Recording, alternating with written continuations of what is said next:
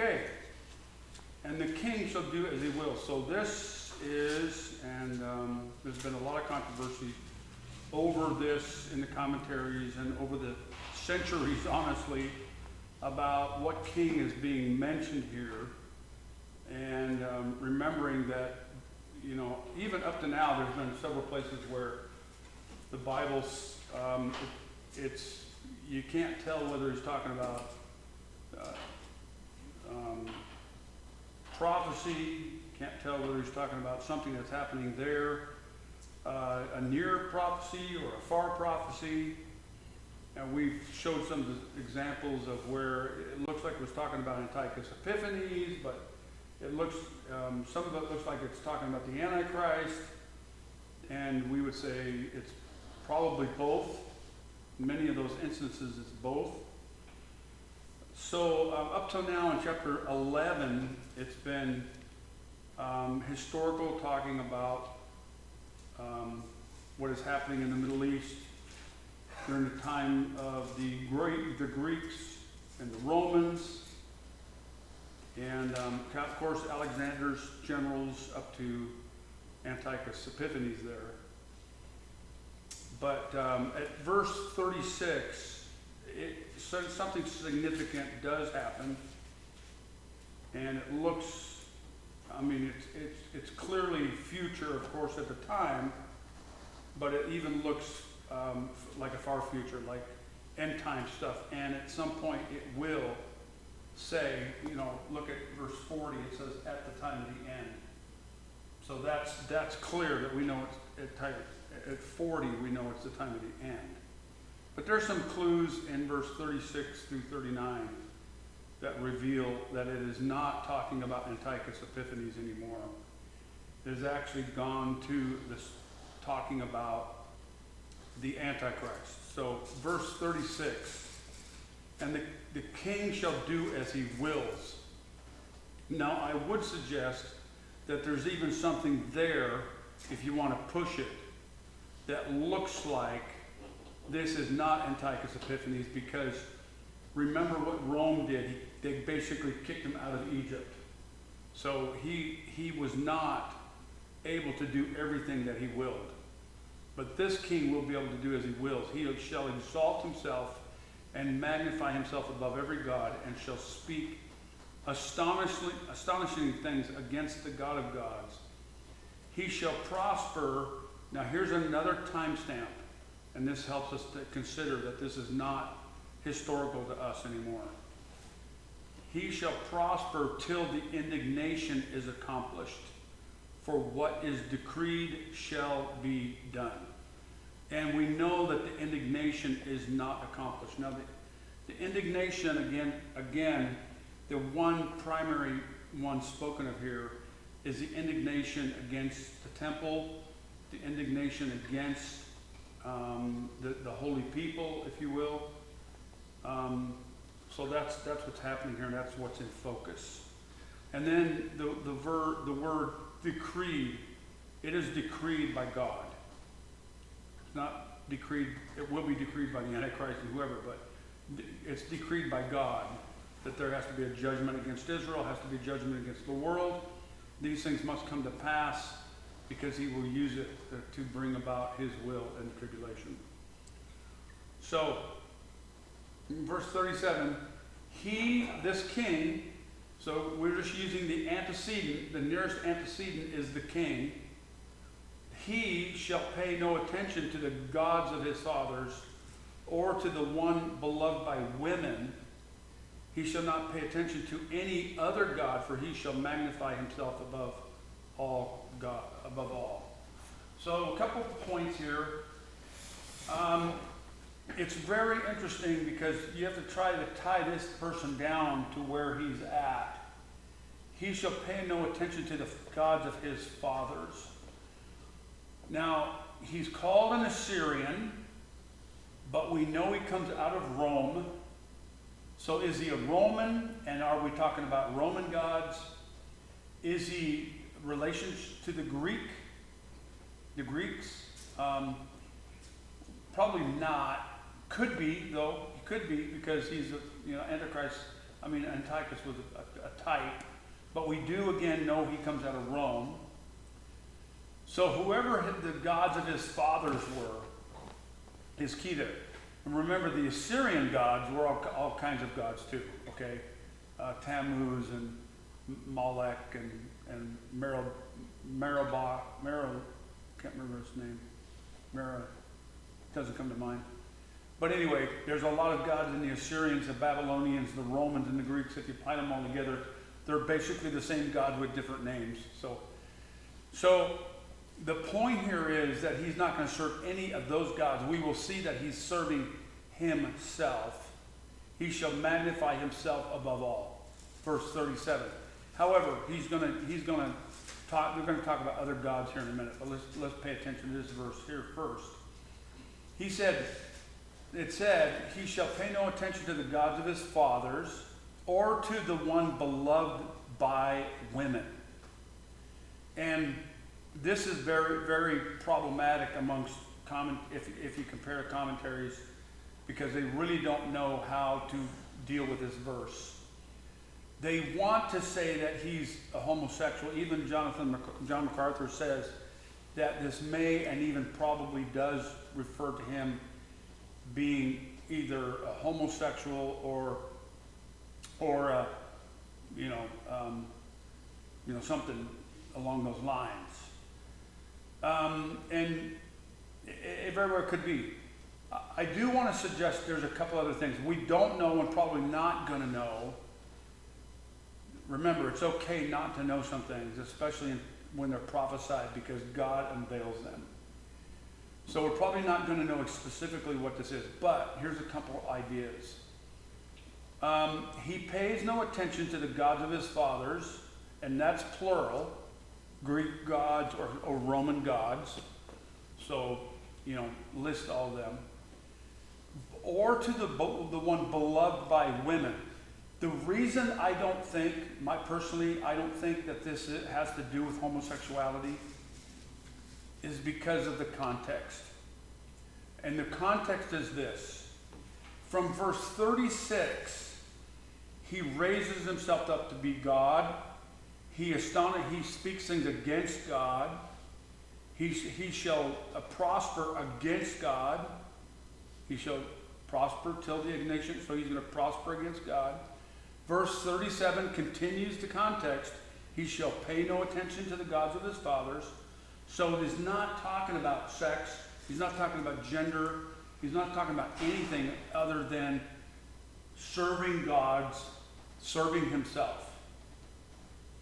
So it is my opinion, based on the context, that he's not talking about homosexuality. He's not talking about marriage. He's not talking about any of that stuff, okay? He's talking about a God beloved by women, okay? That's the context that I see there in Daniel chapter 9, verse 37.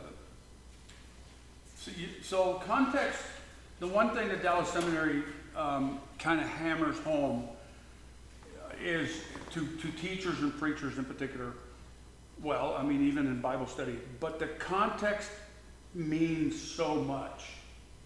And like Andy Woods would say, God doesn't change horses in the middle of the stream. So when we're talking about something in context, we need to be very careful to have a very good reason to change the context. Okay? And he's talking about gods of the fathers, gods of women. So now we bring it down to the gods of women, okay, or the God of women, or the one women love, okay? Who would that be? Well, I suggest two, and one is more prominent than the other one, but the one beloved by women, I'm going to start with the New Testament version of this, would be Jesus, the one that comes to my mind, I mean. And the reason I say that is because remember what Luke says, that the many women followed him. But to be honest with you, that's taking a little bit out of context, and the Daniel and others are not going to really understand that for sure. And even the Jews are not really going to understand that, maybe until the tribulation, and maybe even then they wouldn't. But I put Jesus in there for my own, because he's not going to love Jesus. He's not going to follow Jesus, of course. And Jesus was followed by many women, okay?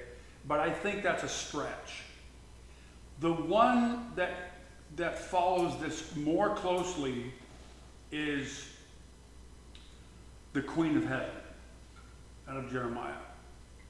And the reason I say that is because in the book of Jeremiah, the women are sacrificing, they're doing things for the Queen of Heaven. They're even blaming it on their husband for doing things, making cakes for the Queen of Heaven. So it may be that one as well, okay? Those are just some possibilities, but we really honestly don't know. I do, again, suggest that it's not talking about his sexuality. Although, to be as evil as he is, he may very well be a homosexual, okay? So I don't deny that at all, right? So now verse 38 reads, continues the context. See, the Lord, the Holy Spirit, did not change the horse in the middle of the stream. Look, verse 38. He shall honor the God. So there's the same context. Honoring gods. But he shall honor the God of fortresses instead of these. Okay? So that context there, it says instead of these, tells you that even what we just mentioned, beloved by women, is talking about a god or a goddess, okay? But anyway, he shall honor the God of fortresses instead of these. In other words, he's going to honor power. He's going to seek power, honor power. He's going to give everything to it and for it. Remember, the Bible says something to the effect like, you reveal by your life who you serve. And that's what's going on here. He's going to give his life, he's going to give his whole everything to gain power. So, a God whom his fathers did not know, he shall honor with gold and silver and with precious stones and costly gifts. Now, when we say this, now let's consider something here.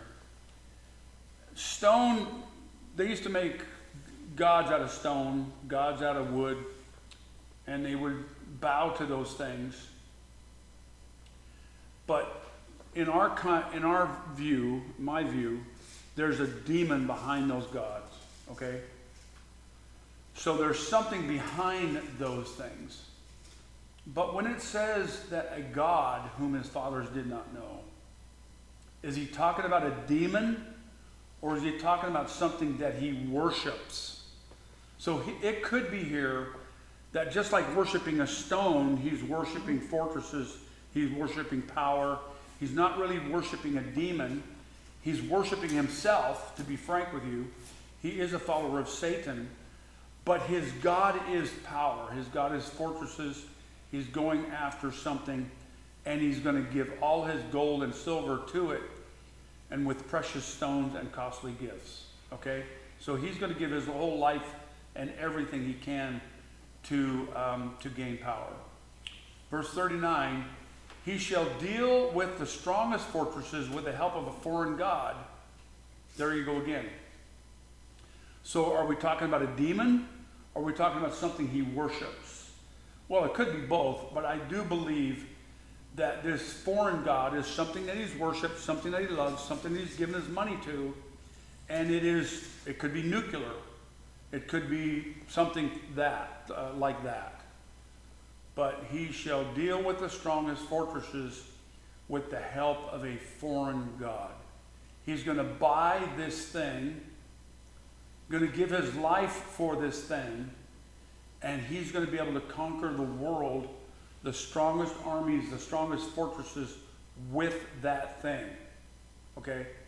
And again, it's hard to quite understand exactly what that thing is.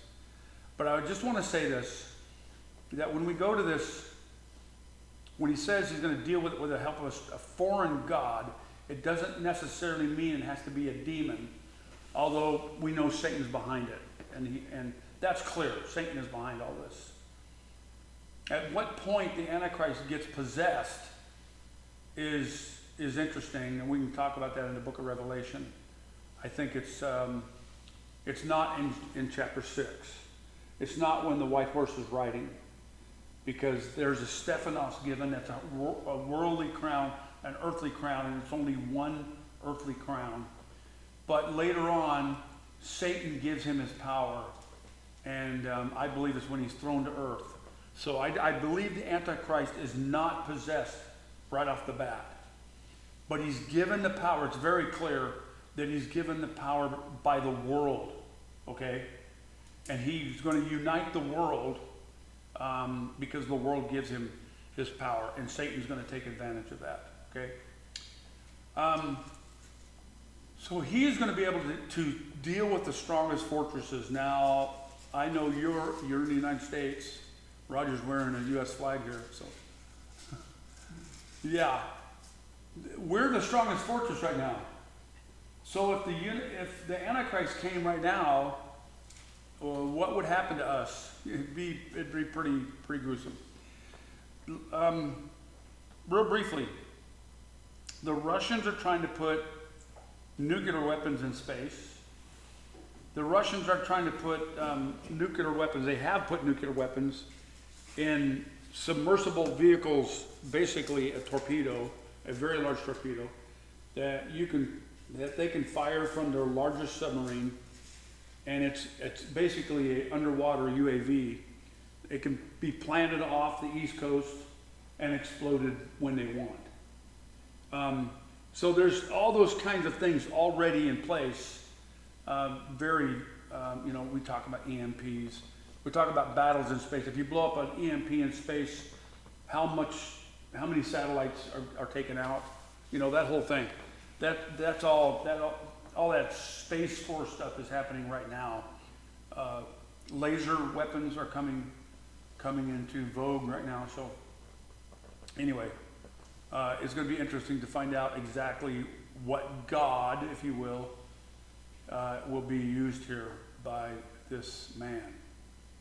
He shall deal with the strongest forces with the help of a foreign god. Those who acknowledge him, he shall load with honor. He shall make them rulers over many, and shall divide the land for a price. So he's going to give them. Now, let's just use an example. I can't remember how many billions of dollars of gold are stuck in Libyan banks. Libya, which is a complete disaster right now, by the way. And much of that, I believe, also is stuck in foreign banks, but it belongs to the Libyan government, which doesn't exist right now.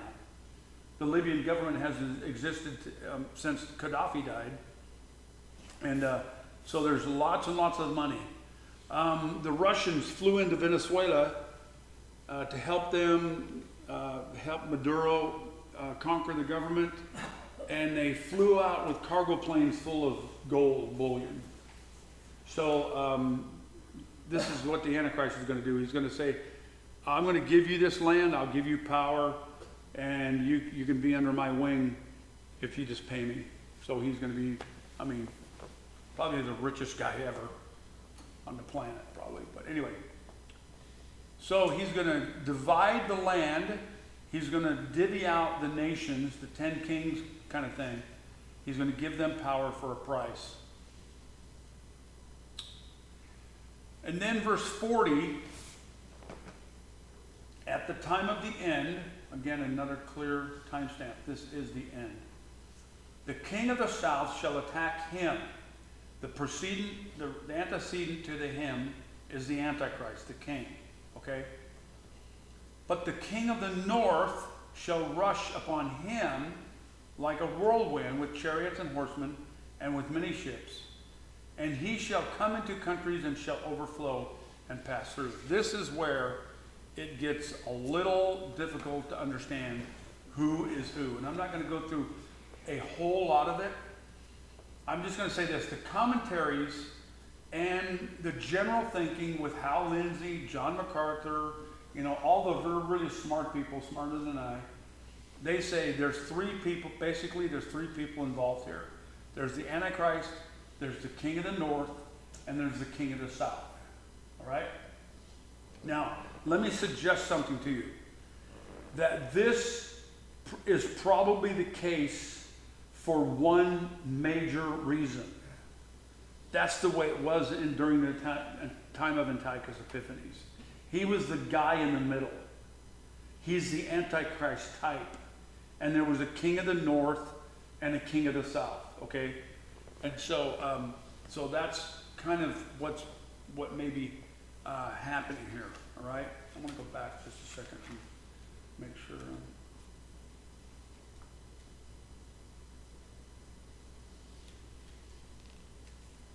Let me look at something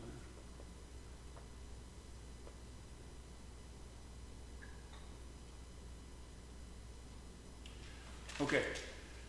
But there's some room here to suggest something else, and I'm going to show you this, okay? And it's a little iffy, but let me show you this. The king of the south, who some would say is probably the Egyptian king, okay, shall attack him. That has to be clearly the Antichrist, because he's the antecedent. But the king of the north shall rush upon him. So now, some people, a few people would say, the king of the south has to be like Egypt or Saudi Arabia. Some even say it's America because we're Tarshish down in the south. But anyway, there's a king in the south. He's going to attack the Antichrist.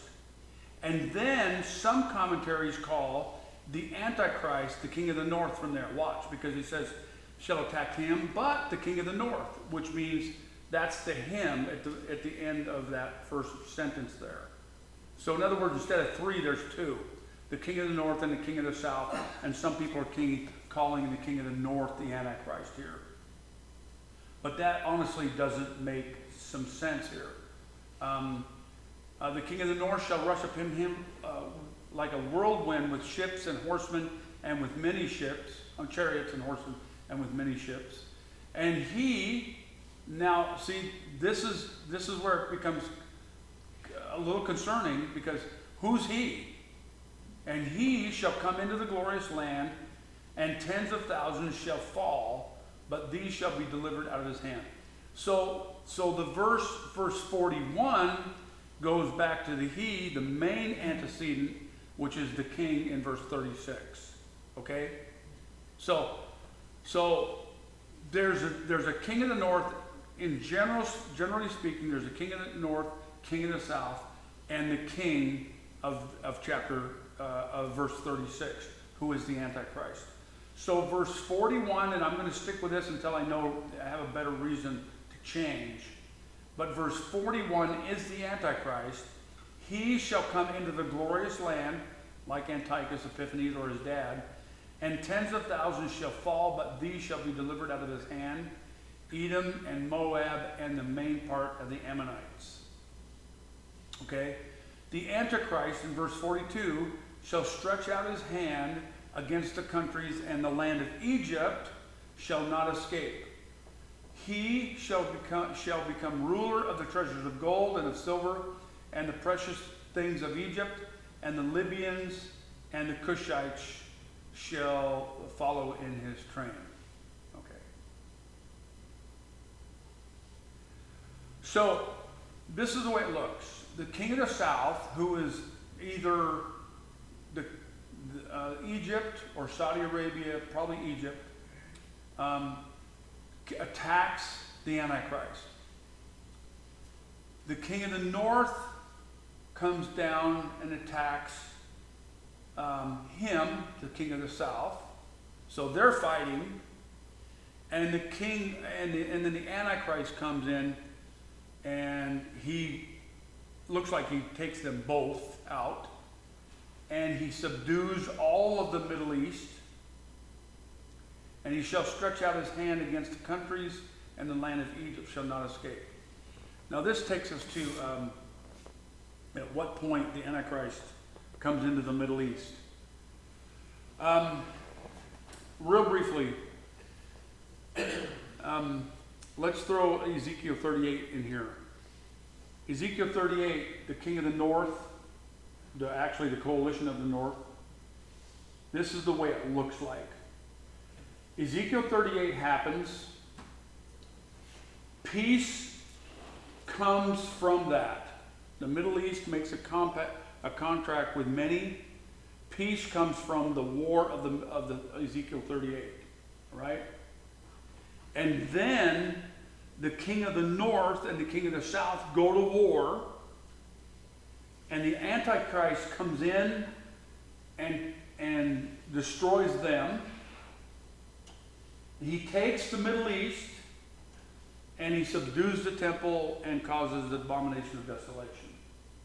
So that's what it looks like, and that's what fits with what I read, how I understand this.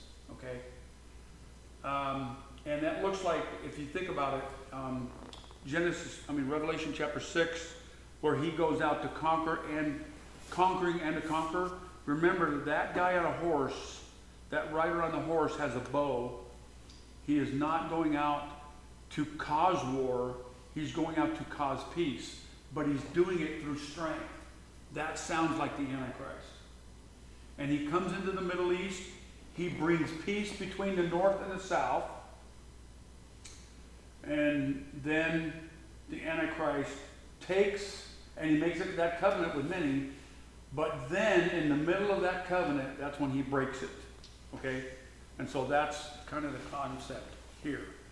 So these verses here are covering a couple, 3, 4 years.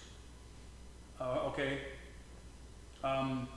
He shall come into the glorious land, and 10,000 shall fall, but these shall be delivered out of his hand, Edom and Moab, and the main part of the Ammonites. Now, Edom and Moab and the Ammonites is Jordan. Generally, right now, it's Jordan. Why would they be delivered? There's a couple reasons, a couple possibilities. Jordan could be delivered because they make a peace treaty with the Antichrist. They're friends with him. It also could be delivered for something that is pretty biblical, and that is when the Antichrist comes and causes desolation in the temple. Remember, the many flee to this region, and the earth swallows up the army.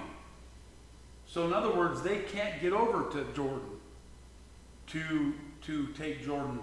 So some suggested that, and there's something to that. So anyway, we're just going to have to wait and see on that one as well.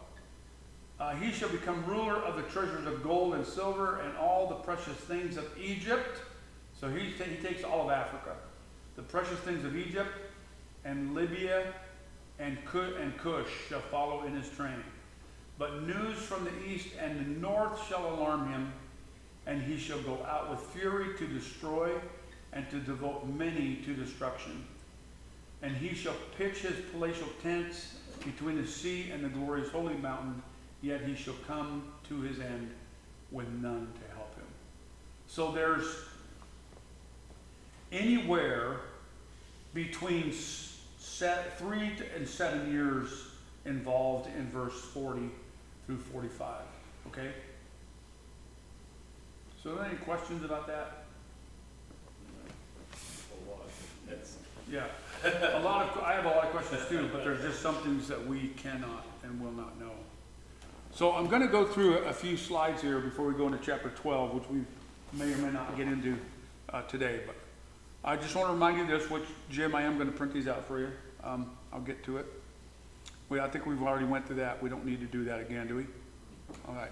If you want to, we can.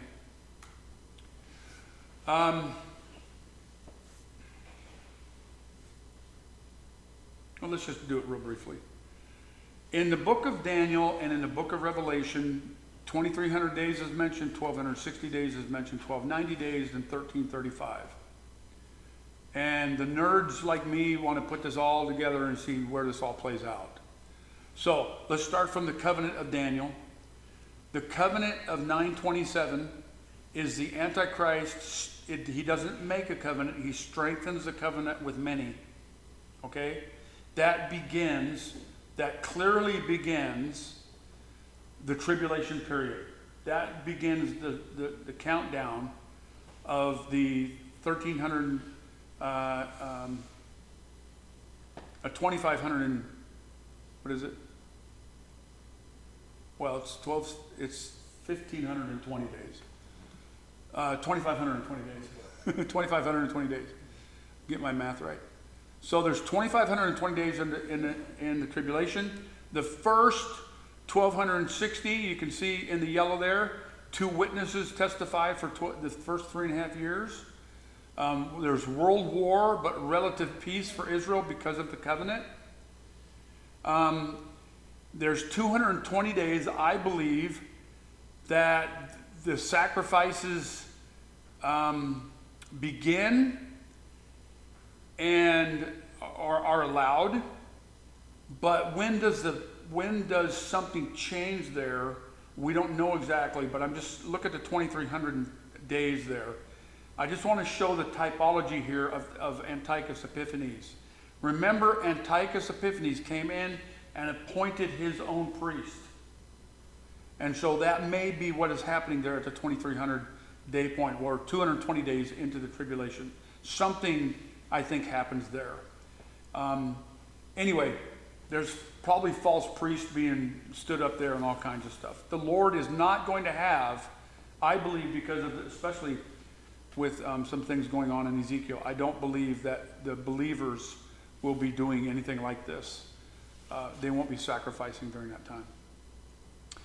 Anyway, in the middle of this, the broken covenant of Daniel 9:27, so he breaks it after 1,260 days. There's another 1,260 days. You can follow that. The temple is desecrated. Israel's remnant hides. They run to Bozrah or Petra, however you want to look at that, which is in Jordan today. And at the end of that 1,260 days, I believe Christ returns. And I believe he comes on Yom Kippur. Okay, that's my belief. Then the word talks about 1,290 days, mentioned in Daniel 12:11 through 12. See, from the time that the daily sacrifice is abolished, so abolished, the daily sacrifice is completely taken away, and the abomination of desolation is set up in the temple. There's 1,290 days. So what I'm saying is there's 1,260 days to the end of the tribulation, when Christ comes to stop the tribulation period. But then Daniel talks about 1,290 days. So what's that next 30 days? I believe Christ returns at 1,260, and then he regathers Israel for the next 30 days. And then the Bible talks about the 1,335 days there.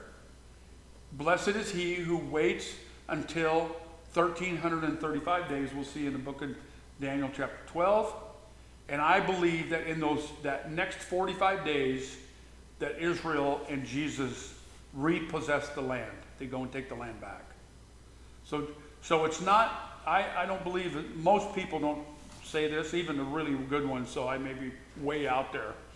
But I don't believe Jesus comes back, kills the Antichrist and all the enemies with the breath of his, he just speaks a word and everybody dies. I don't believe that happens.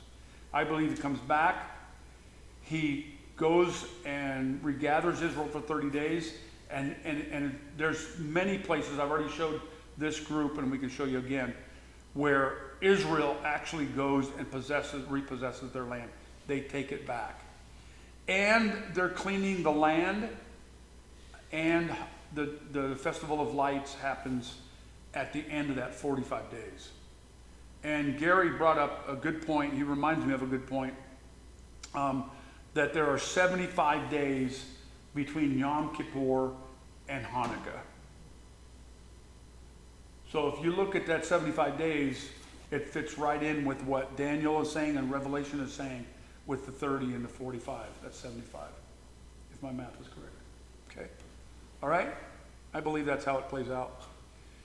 So sometime after the rapture, the Antichrist enters a treaty with Israel. This begins a 7-year tribulation. 2,300 days before Hanukkah, the Antichrist places his own temple priest. The midpoint of the tribulation, the Antichrist breaks the treaty. He desecrates the temple and begins to persecute the Jews.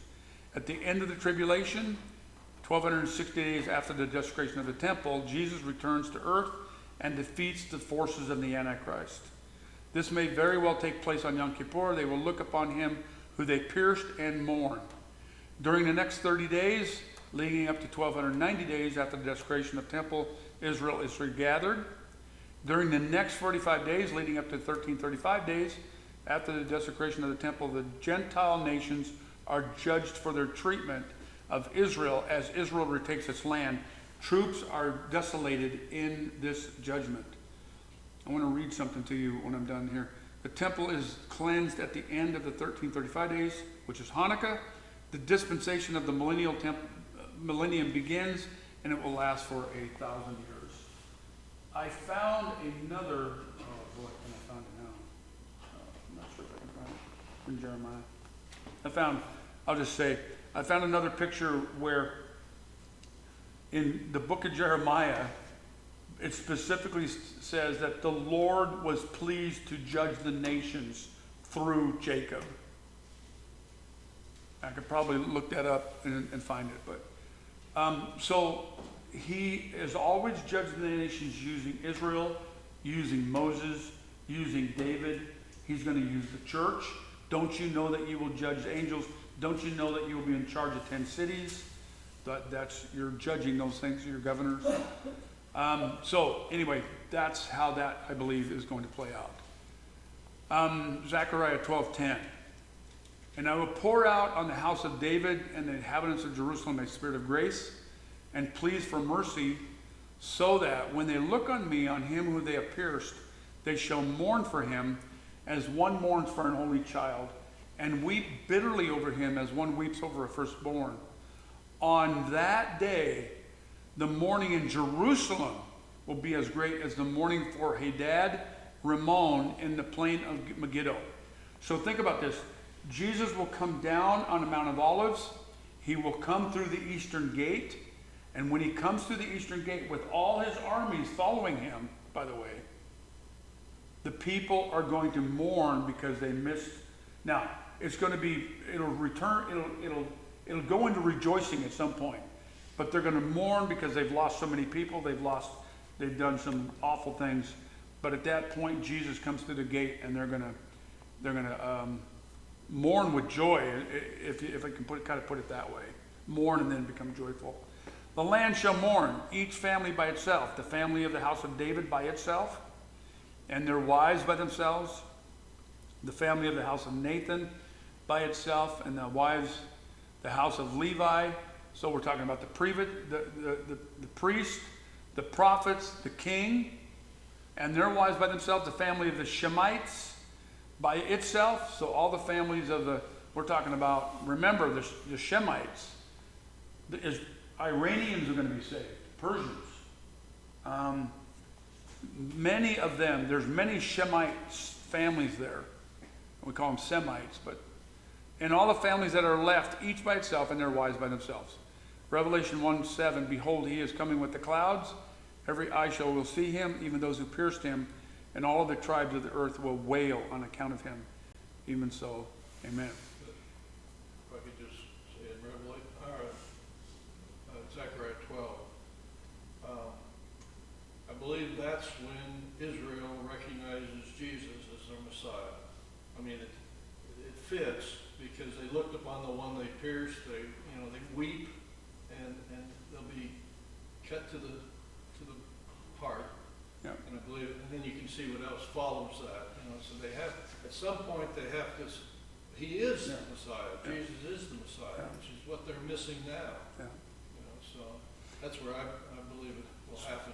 That's at the end of the tribulation. Yeah. So just like Egypt, when they were in captivity, at some point they are going to cry for God's help.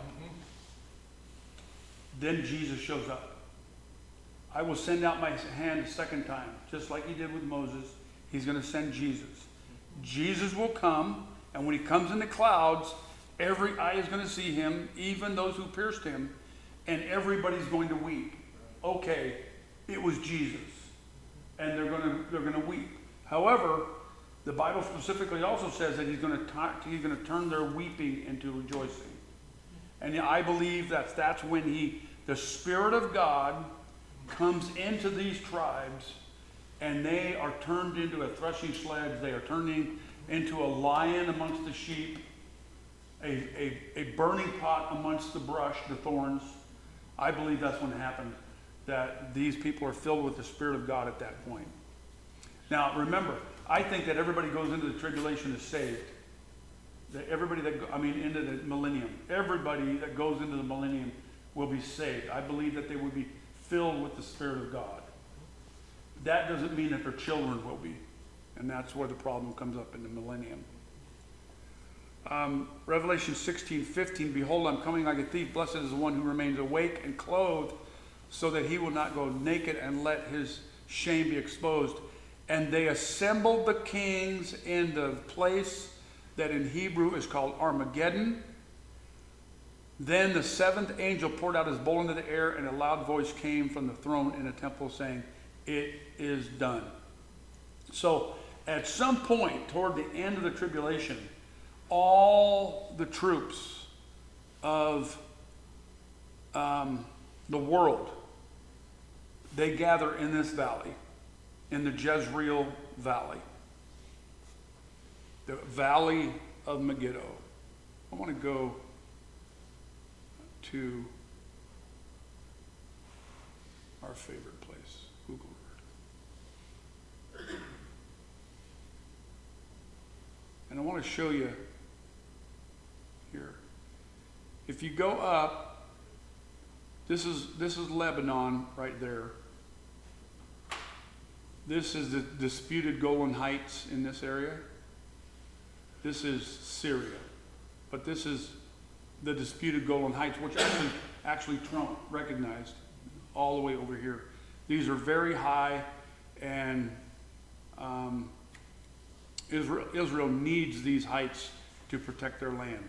Okay. Now, so there's hills. You can see the hills there, the green, the forests. But then, and there's some hills here, and here's Nazareth, which sits on a hill. But all of this around here is a big, huge valley. The Valley of Jezreel, or the Valley of Armageddon. Okay? And remember, this is where Napoleon said that all the armies of the world could fit in this valley. Now, the easiest way to remember this is because this is Haifa up here. This is Mount Carmel. And so this is all very high, or pretty high. And you look down from there and you see nothing but valley. And it goes all along there. And this is like a wall. So there's three ways through that wall, around the coast, this highway here, and along, there's a couple other minor ones, but this is very, very windy and bad, or along the Jordan Valley. There's Highway 1, I think, that goes along there, all right? The reason I show that is because all the armies are coming and are gathered there.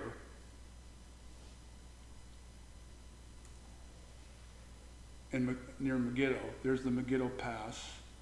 So there's the three ways down from that valley. And the other one is the King's Highway that comes down from Syria along Jordan today. Okay? So four places if you want. How are they going to go through Jerusalem? They got to get down through those three ways. Here it's looking from the west.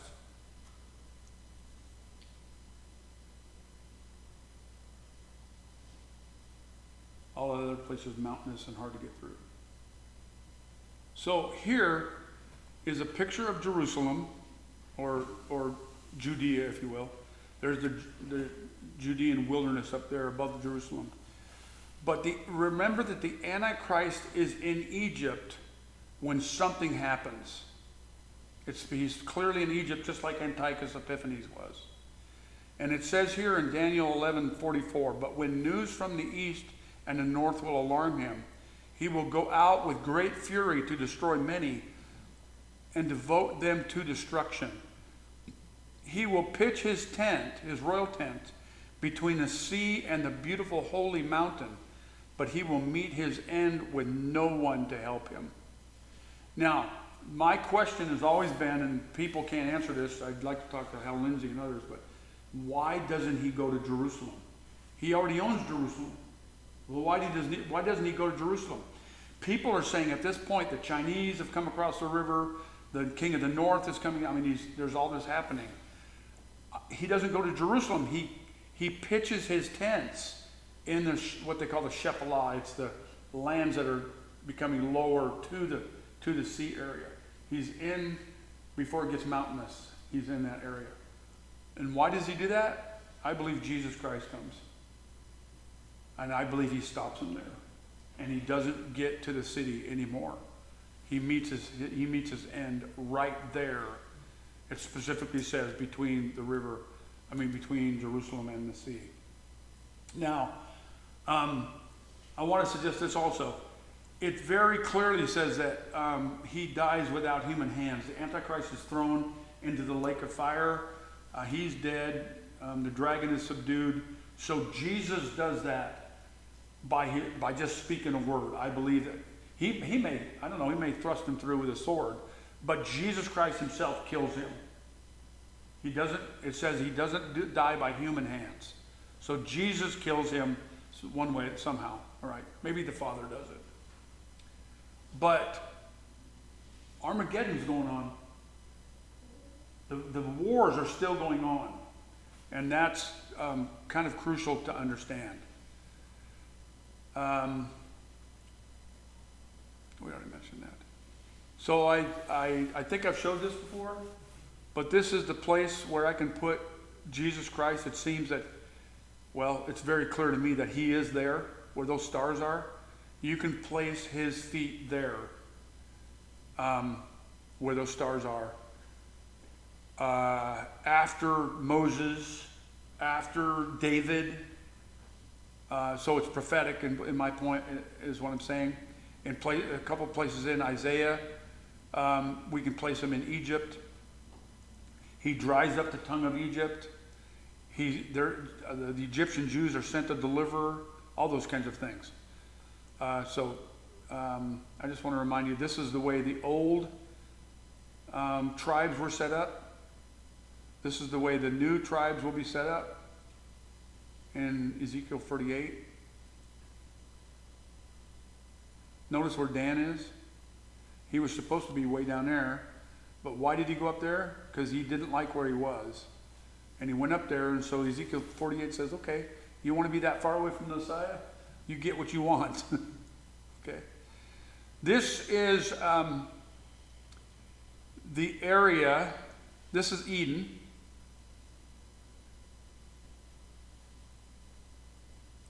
See the 4 rivers. Now, we're not sure exactly where those rivers were during that time, but that's about the size of Eden.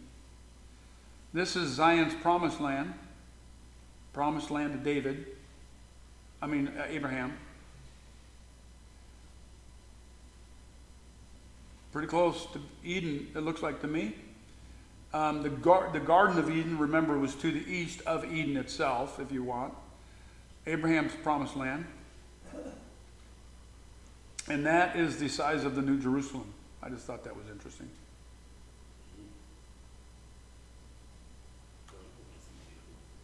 Yeah. I counted once, and I was going to pull those up, but they can hold about, I can't remember if it was close to 1 trillion people just in the walls. If you had a 70 by 70 room just in the walls. Anyway, who knows? Okay. Any questions on that before we go into chapter 12?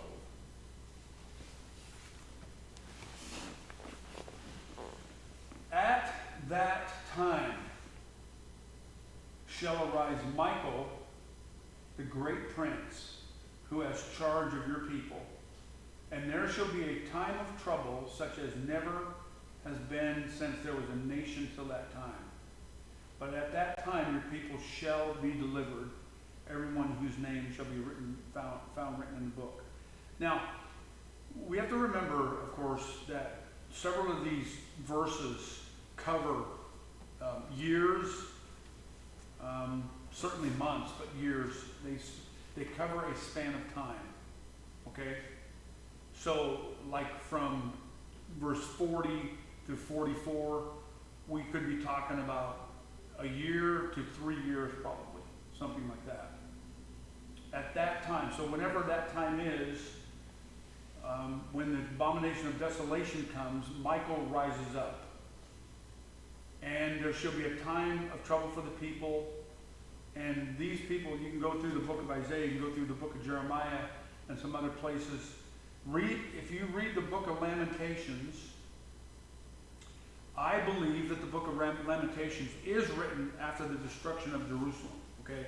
However, I also believe that it is a picture of the mourning that's going to happen after the next desolation of Jerusalem. I believe that it's written for the tribulation time. It is devastating when you look in the book of Lamentation, and it looks like what happens to the women, what happens to the people. It is horrific. And I believe that God is giving us a picture, and the Jews a picture of that again. And they're going to lament. They read that once a year, and I believe in the tribulation they're going to read that again because it's happening again, but in a greater way. There should be a time of trouble such as never been since there was a nation till that time.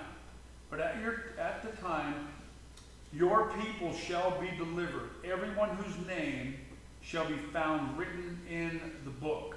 Now, let's suggest something here. What does it mean to be delivered, and what book are we talking about? I just want to remind you that there's the book of life, and then there's a Lamb's book of life. So everybody written in the book of life, everybody who's born, and I should not blot you out of that book, you know. Those people die. So there's a type of deliverance that is in this life. You can be delivered from in this life. You can be saved from being killed, in other words. Okay?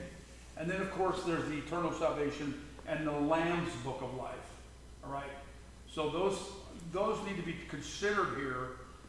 But we do know this out of the book of Zechariah, that 2/3 of the Jews die in the tribulation. So verse 2, when it says, and many of those who sleep in the dust of the earth shall awake. So those are the people who have died. Some to everlasting life, and some to shame and everlasting contempt. So because of the context of that verse, I would say, but at that time your people shall be delivered, everyone whose name shall be written in the book. This is the culmination of the salvation of the Jews. Okay? Paul says specifically that all Israel will be saved. He doesn't mean every Jew will be saved. He means all of Israel, true Israel. Paul even talks about that. Who is the true Jew? Who is the true Israelite? It's the one who believed like Abraham did. Okay, he believes in the Messiah to come. And so that's the true Jew, if you will. And those who are wise, verse 3, shall shine like the brightness of the sky above. And those who turn many to righteousness like the stars forever and ever. But you, Daniel, shut up the words and seal the book until the time of the end. Many shall run to and fro, and knowledge shall increase. So this is a very quick end here. Again, when does Michael rise? I believe Michael rises, I don't know, maybe he's putting his coffee cup down, if you will, at the beginning of the tribulation, but in the middle of the tribulation, when things go haywire, the abomination of desolation and stuff, I believe Michael stands up, okay, at that point. There's going to be several miracles that happen. I mentioned that the earth is going to swallow up some of the army of the Antichrist. They're going to cover the Jews. He's going to feed the Jews by an eagle, it says. He's going to be able to keep the Jews there in Basra. And we think it's Petra, but in Basra for sure, because that's where Jesus goes to rescue them. All right? So now at this point, Daniel is told to shut the book up and seal the book until the time of the end. But we got to recall what the Lord told John, write what you see. And there is a point where John asks a question and he's not given the answer. He says, seal this up. So there are a couple things that he's not able to see, or at least right now. But this was much of what Revelation is pointed out. Of course, we know this, combined with Daniel, the book of Daniel. And you can't quite understand Daniel, all of Daniel, unless you have the book of Revelation. And you can't understand all of Revelation, or much of Revelation, without the book of Daniel. They fit together. So I believe at the time of the end is when Jesus Christ came. The last prophecies came through Jesus Christ. And John, by the revelation of the Father, to Jesus, to John, is given the final prophecies there. Okay? And I believe that the time of the end is that. Sealed until the time of the end. Now watch how this unfolds, though. It helps us out a little bit. It says, many shall run to and fro. That to and fro is just, they're kind of haphazard. I want to read something here.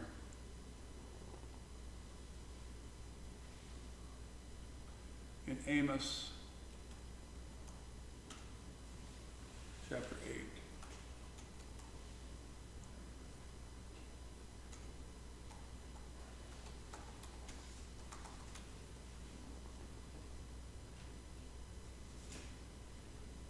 Okay, so if I jump down to verse 9,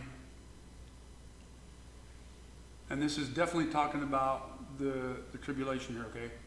So on that day, or at the end time anyway, on that day, declares the Lord, I will make the sun go down at noon and darken the earth in broad daylight.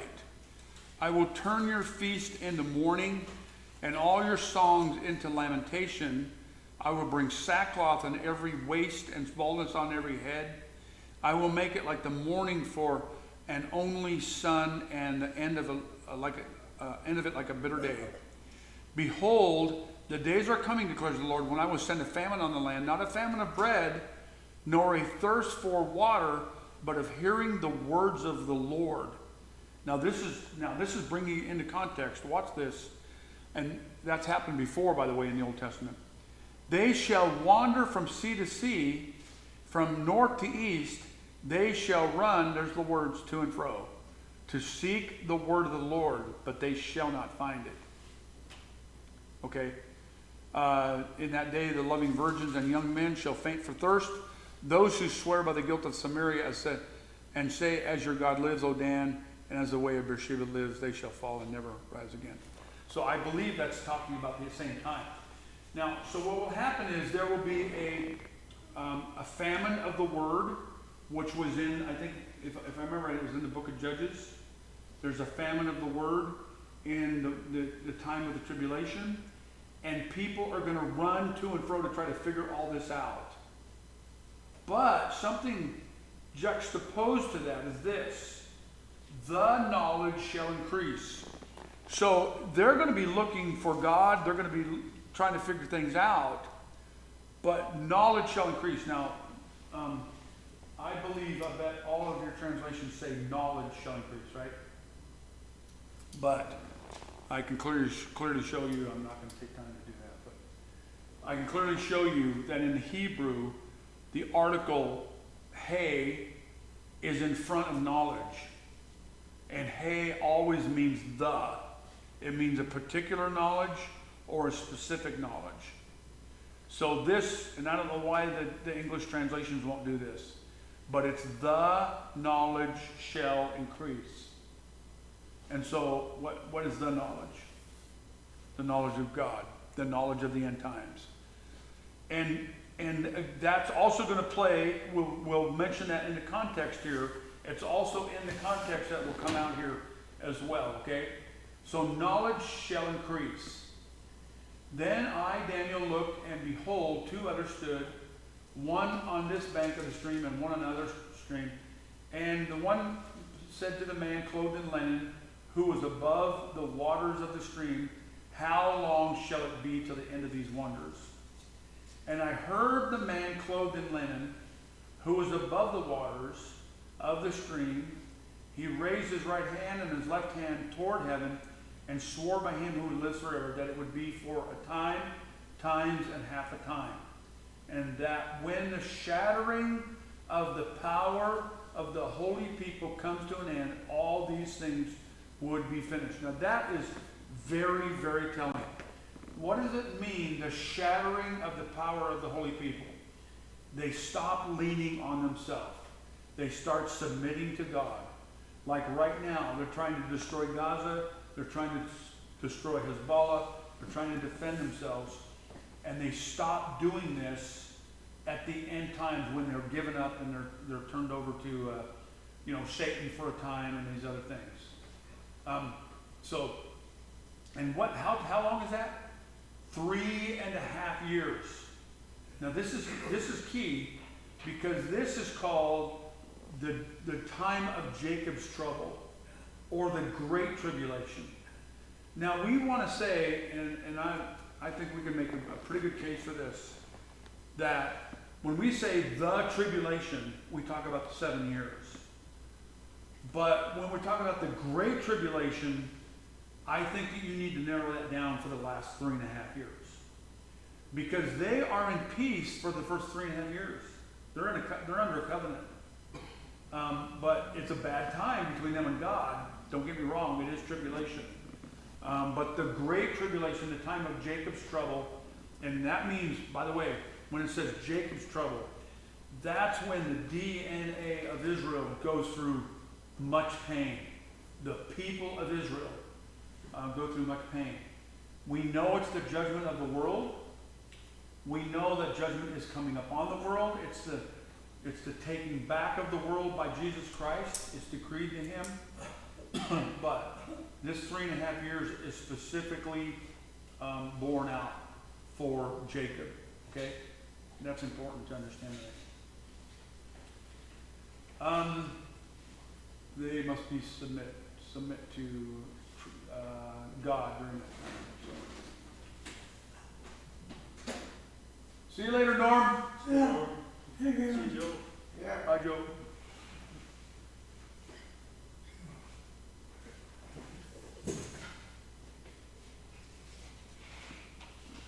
So it says here, verse 8, I heard, but I did not understand.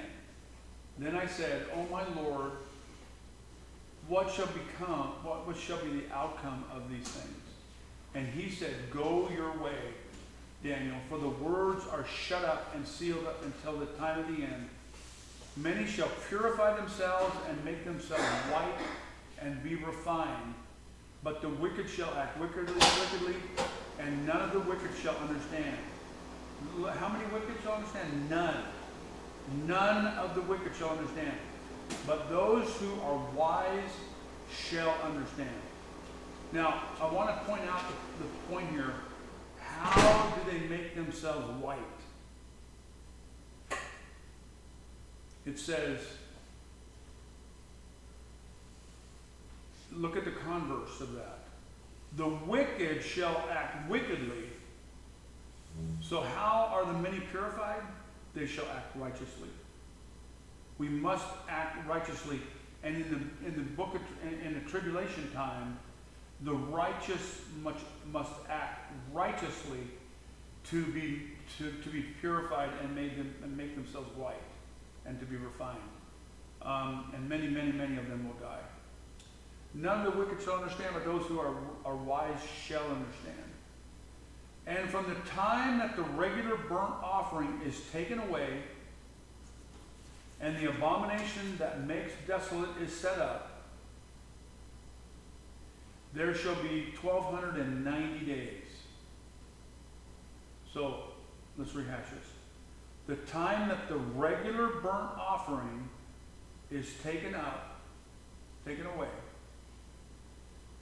and the abomination that makes desolate is set up, there shall be 1,290 days. Blessed is he who waits and arrives at the 1,335 days. But go on your way till the end, and you shall rest and shall stand in your allotted place at the end of the days.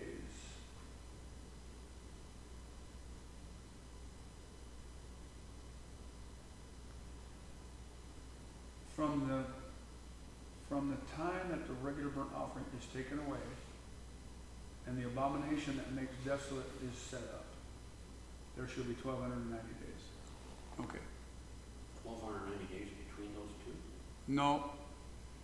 It means, I think, see, that's why when you read this, that's what it looks like. That's one of the questions is. It looks like you could read that there's 1,290 days between the two, but that's not what it's saying. When the regular burnt offering is taken away and the abomination is set up is the exact same time. That's that first 3.5. Yeah. So from that time till the end shall be 1,290 days. So let's go back to this. So 1,260 days between the covenant being made and the breaking of the covenant. And then the breaking of the covenant to Christ's return is 1,290 days. It's 1,290 days to Christ's 1,260 days to Christ's return, but 1,290 to the regathering of Israel. So we have a little problem. We have a little bit of a problem.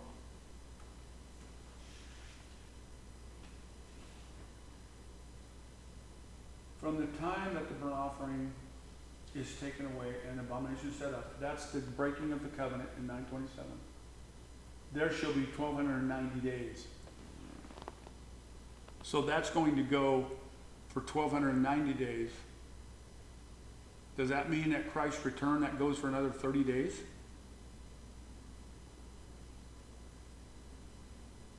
That doesn't make sense.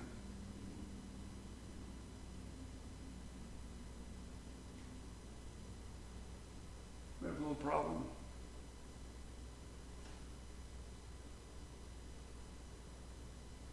The tribulation lasts for 2 1,260-day periods. Christ returns, and it seems like he would have to return at the end of that last 1,260. But what happens for 30 days?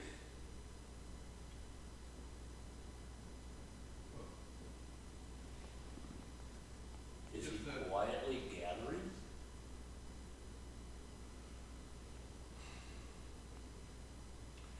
So it specifically says in the book of Zechariah that he releases the captives of Judah and Jerusalem first. We know, see, I thought for a while that he goes, let me show that map. Where's that map? This. That he goes down here and releases them and then goes back up there, but that's not what Zechariah says. He releases the captives of Judah first. That's Jerusalem.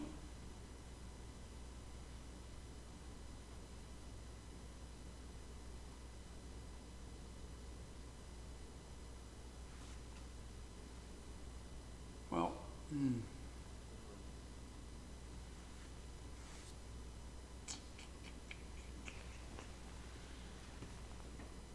You want to record this footnote? yeah. Regular sacrifice sacrifice. This references to the end of the daily temple sacrifice, previously allowed under the covenant which the Antichrist formed with Israel, which he later causes to cease in the middle of the final 7 years. Then favorable relations give way to persecution. Even his abomination that desecrates the temple is accompanied with persecution will be 1290 days. From the intrusion of the abomination there follow 1290 days, including 1260, which make up the last 3.5 years of the final 7 years. Then 30 days more, possibly to allow for the judgment of the living subsequent to Christ's return, before the millennial kingdom blessing begins. Subsequent to Christ's return, so he's saying he's not returning in those 30 days. Is that what he just said? Did he say subsequent? Yep. Then 30 days more, possibly to allow for the judgment of the living subsequent to Christ's return. The judgment of the living subsequent to? Yeah. Yeah, I heard.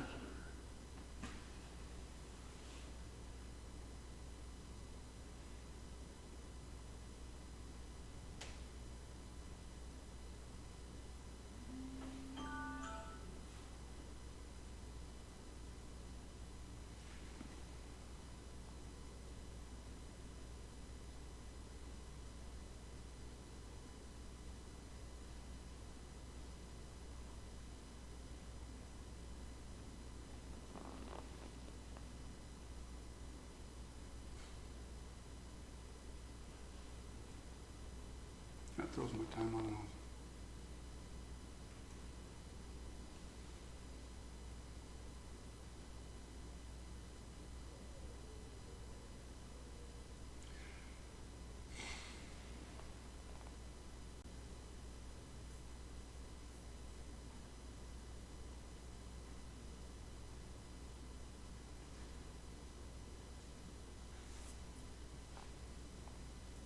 From the time that the regular burnt offering is taken away, and the abomination of accessory is set up.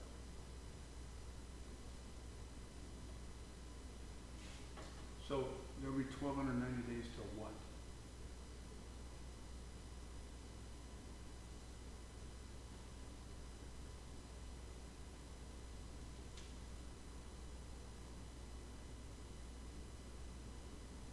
So Jim, would you mind reading all those notes? If this would make more sense if you want to look at it. Yeah. There you go.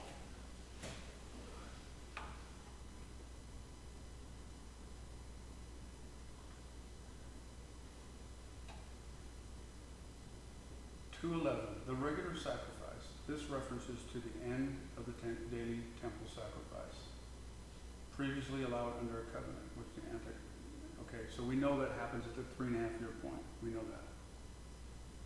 Then favorable relations give way to persecution, even his abomination that desecrates the temple. Right. Will be 1290 days. From the intrusion of the abomination, there follow 1290 days, including the 1260, which make up the last 3.5 years. Okay. Then 30 days more, possibly to allow for the judgment of the living. Okay. Yeah. Still doesn't make sense. Because he's talking about, because even John says that another 30 days to judge those who are living subsequent to Christ's return, before the millennial kingdom blessings begin. God is judging during that time? Yeah, so he's already judging the 1260 days. Why would he add another 30 days of judgment? They're already under judgment. Right? Maybe in the anticipation that at the end of the 1260, some eyes have been opened, and he's given a window of 30 days to... Maybe. Then 30 days more, possibly to allow for the judgment of the living, subsequent to Christ's return.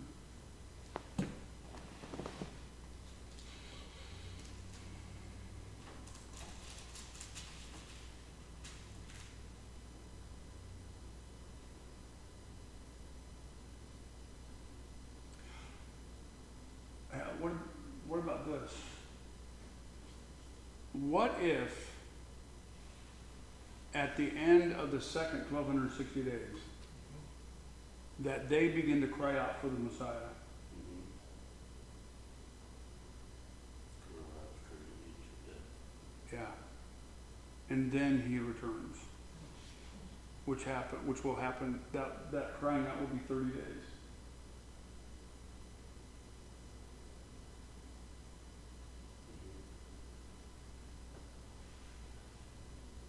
Because they have to cry out for him to return. And we just think, well, that's just going to happen over time or whatever, but Yeah, because how many times in the Old Testament do things go into the tank? They start crying out, yeah, God comes yeah, and saves them. yeah. And it doesn't happen, how many have to cry out, who's, all that stuff. So then they begin to cry out, but John says that's another 30 days of judgment. I gotta study this. Your timeline's messed up. My timeline's messed up. Just that little section maybe, but that's enough. Yeah, just that little section. 30 days messed me up.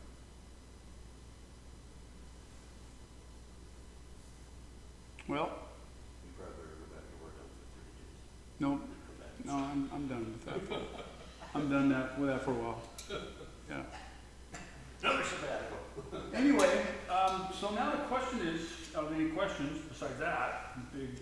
Boy, let it hang right at the middle, right at the end there, huh? Well, maybe I still look for a reason. Yeah, Oh, just so you think you got it. yeah. Little hang up.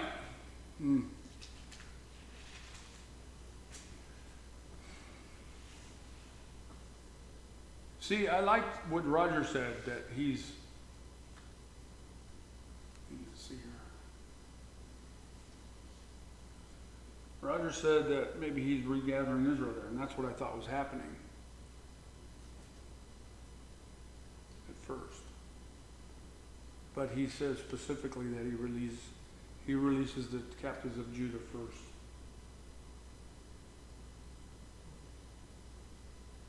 Is that after he comes back? Yeah. So,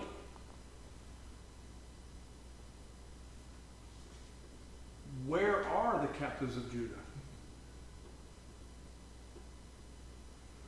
Okay, a couple years ago, this is the way I initially had it. Because I said, who is this that comes from Edom with his robe drenched in blood? Where's he coming to? Where's he coming to? Who's saying that? And I say, well, that's the Jews, of course. But where's he coming from?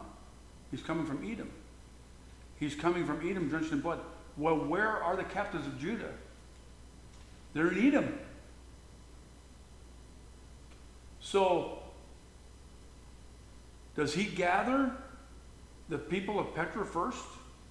I initially, when I did this map, I started him in Edom. And I had him go to Egypt, and I had him come up. Because it says, because of that verse, who is this that comes from Edom? But then I switched because it says he releases the captives of Judah first. But now I just put it together that the captives of Judah are in Edom. Yeah, they're not in Judah. They're not in Judah. That's just who they are. Yeah, they're in Edom. Now, Jerusalem is still Judah. Let's go read that verse specifically.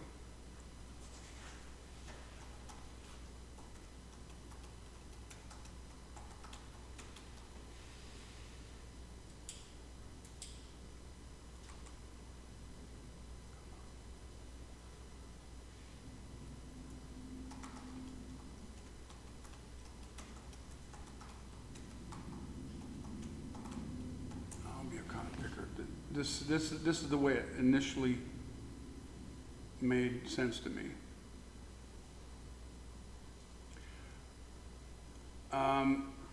Let's see, I'm not sure that's the one I was looking at. But it says, I will restore the fortunes of Judah and the fortunes of Israel and rebuild them as, no, that's not the one I was looking at. Where's,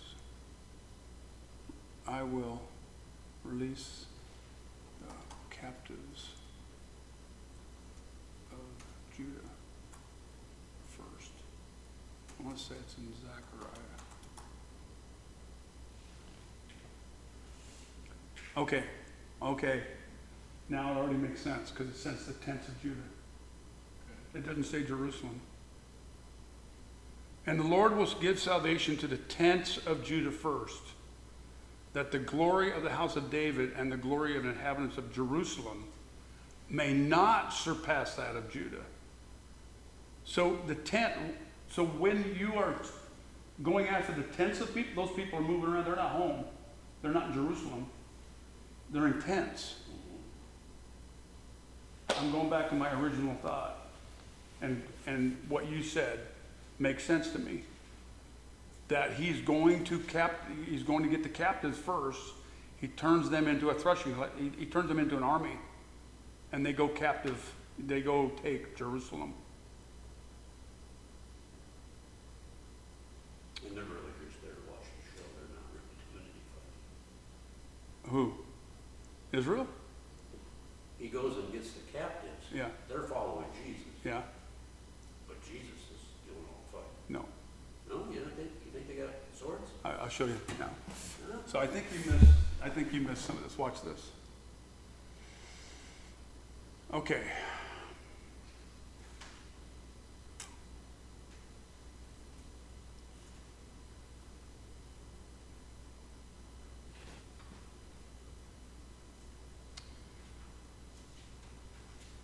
So we're going to start here in Isaiah.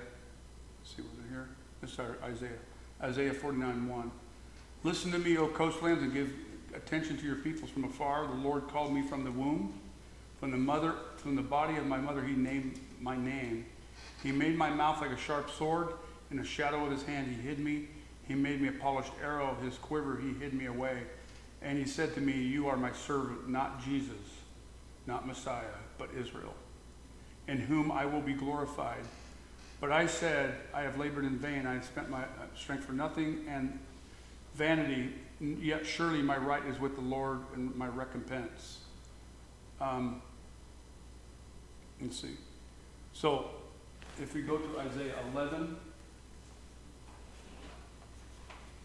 Let me just go here.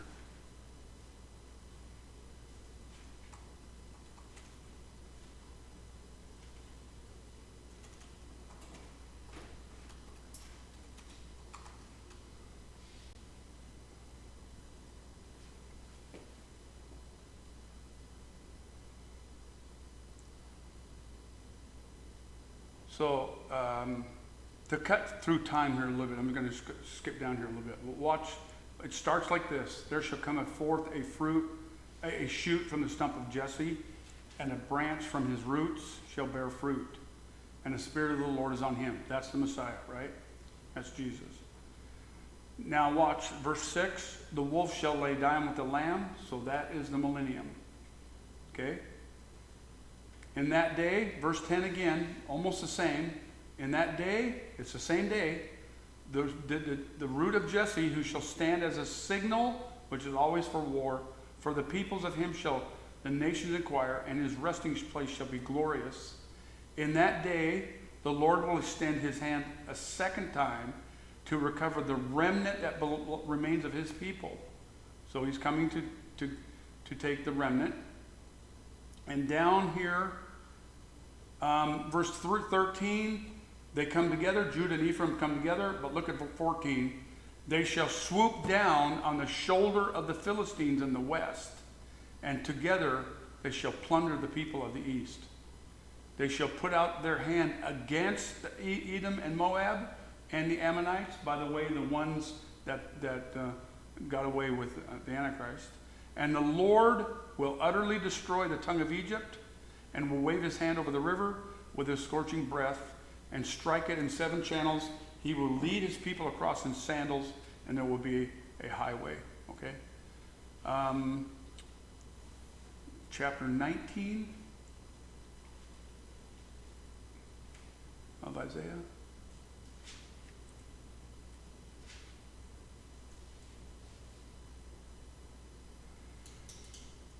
An oracle concerning Egypt. They will fight each other in verse 2. Let's see. Go down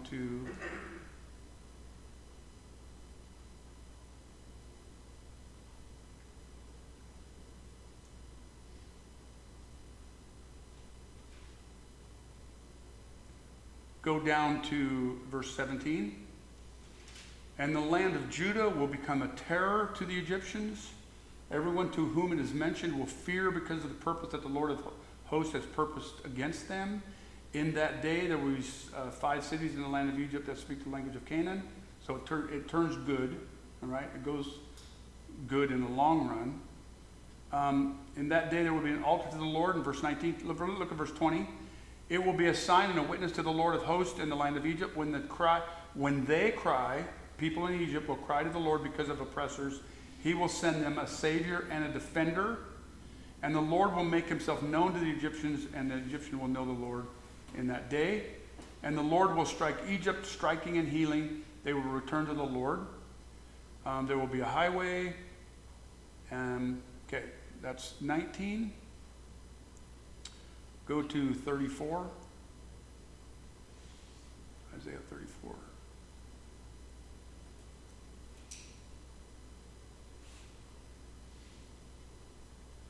He's enraged against all the nations. He's devoted them to slaughter. The sword will be drunk, verse 5. My sword has drunk its fill in heavens. And then look, there's a sacrifice in Bozrah, a great slaughter in Edom.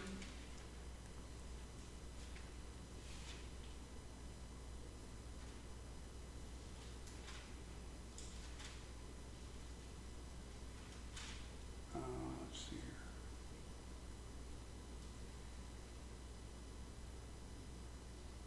Where did I have it there?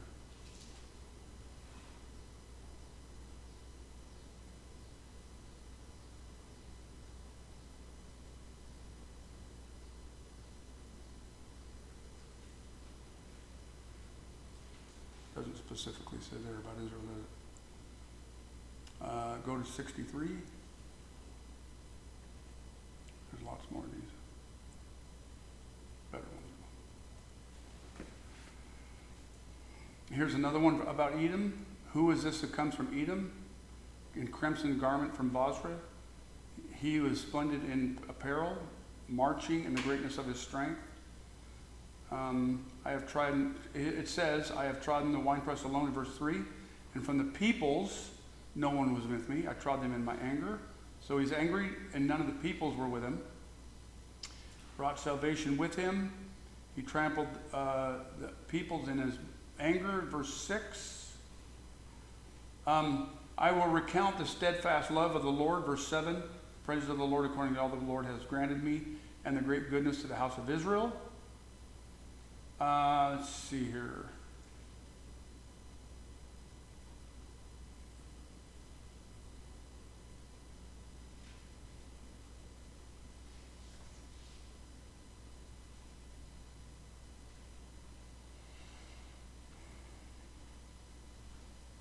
He's leading his people.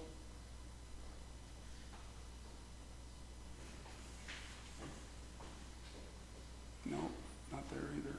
Why did I have that one there? Verse 49, let's see, Zechariah 9. Zechariah 9. Hang with me.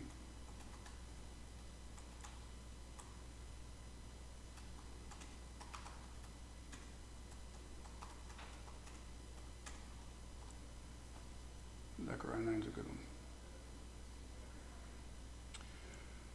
This one, the oracle of the Lord, the word of the Lord is against the land of Hadrach, and Damascus is in its resting place, for the Lord has an eye on mankind and all the tribes of Israel, and on Hamath also, which borders on it, Tyre and Sidon, though they are very wise. Look at verse 9. This is where we get the Easter message. Rejoice greatly, O daughter of Zion. Shout aloud, O daughter of Jerusalem.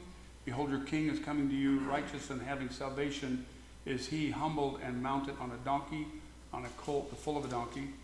Then he says, I will cut off the chariot from Ephraim, and the war horse from Jerusalem, and the battle bow shall be cut off, and he shall speak peace to the nations. His rule shall be from sea to sea, and from the river to the end of the sea. So that's the end game, but watch how he gets there. And as for you also, behold, the blood of my covenant with you, I will set your prisoners free from the waterless pit. That's Bozrah again. He goes there and sets them free. And then, so watch, this is making more sense. Watch this. He says, return to your stronghold, O prisoners of hope. Today I declare that I will restore to you double. Look what he says in verse 13. For I have bent Judah as my bow, and I have made Ephraim its arrow.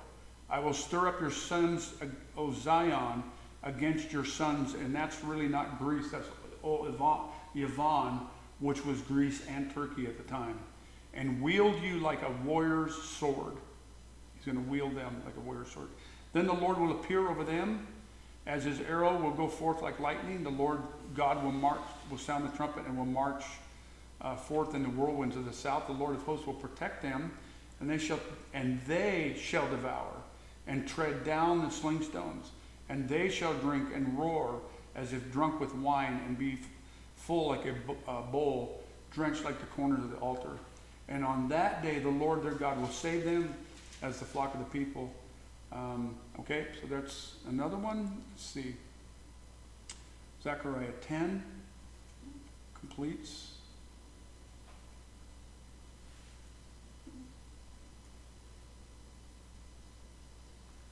A day is coming when the spoil will be taken from you and divided.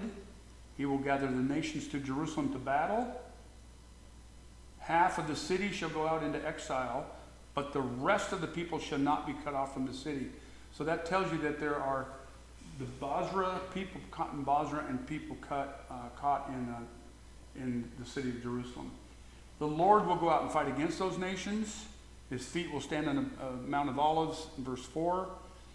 They shall flee to the mountains, for the valley of the mountains shall reach to Azael.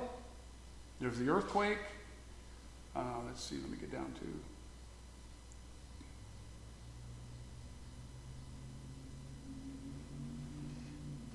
Verse 12, and this shall be the plague with which the Lord will strike all the peoples and that wage war against Jerusalem. Their flesh will rot while they stand on their feet. Their eyes will rot in their sockets. Their tongues will rot. On that day, a great panic from the Lord shall fall on them, so that each will seize the hand of another. Now watch, verse 14. Even Judah will fight at Jerusalem, and the wealth of all the surrounding nations shall be collected, gold and silver and garments in great abundance. And the plague like these plagues shall fall on the horses, the mules, and others. Then everyone who survives of all the nations that have come up against Jerusalem shall go up year after year to worship the Lord. Okay? So they will fight at Jerusalem. Okay? And there's more. I can give you Zechariah 12 if you want to write them down. Zechariah 14. Zechariah 12 and 14. Micah 4 and 5.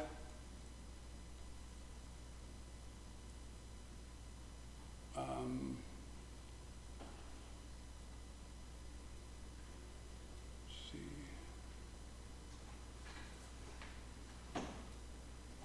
So then those 30 days, are they bringing them out of Bozrah.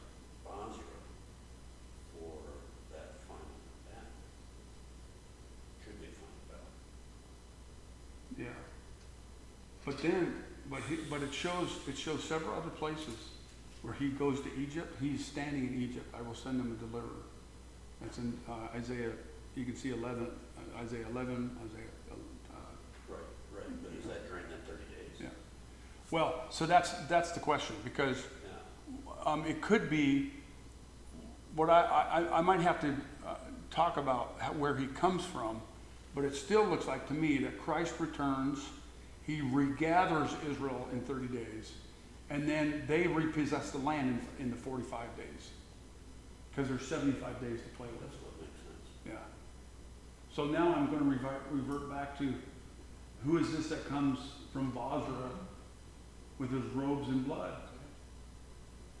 Who's tread the winepress? Yeah, Yeah. Well, in one of these verses, it sounds like the people themselves' robes were in blood. yeah, yeah. And so like I said, and let me see if I can find this. Bible Hub, Jacob, chosen for, let's see, it says specifically, and it was in Jeremiah. I read that. Oh, I know where it's at. I can find it. Isn't this the one I read on Sunday morning? This week's Bible study.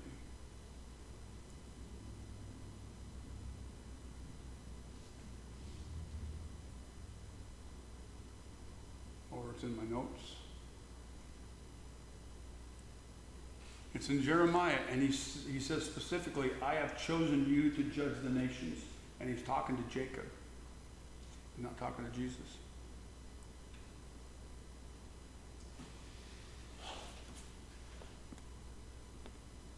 Jeremiah 25.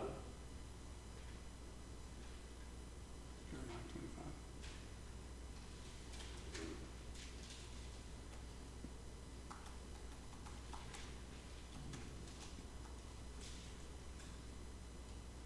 Doesn't look like it. Let me look here real quick.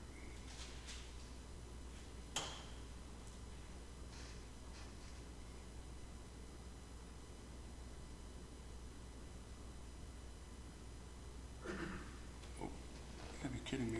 Can't be on the power of it. It's just a 25. Anyway. I can send it to you. I can text it to you.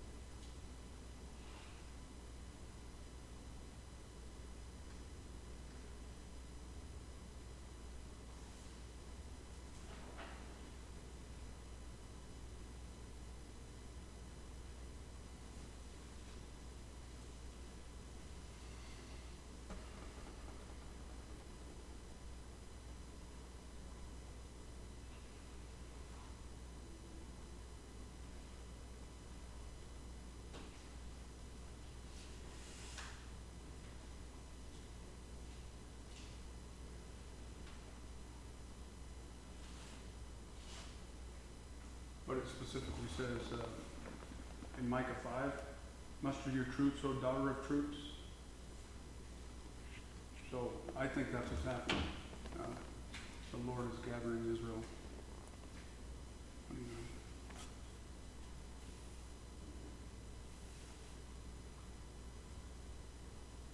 Seems to make sense in that 30-day question mark. Yeah.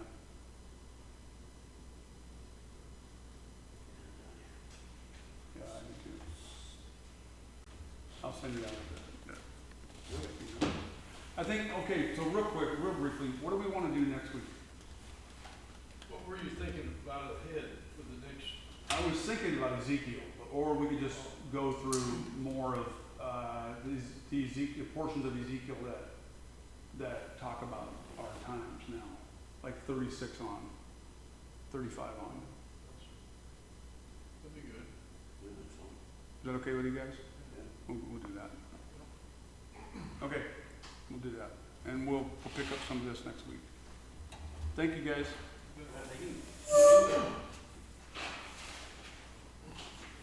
Bring John with you next time. Bring John MacArthur with you next time. He's in my phone. With the airplane ticket.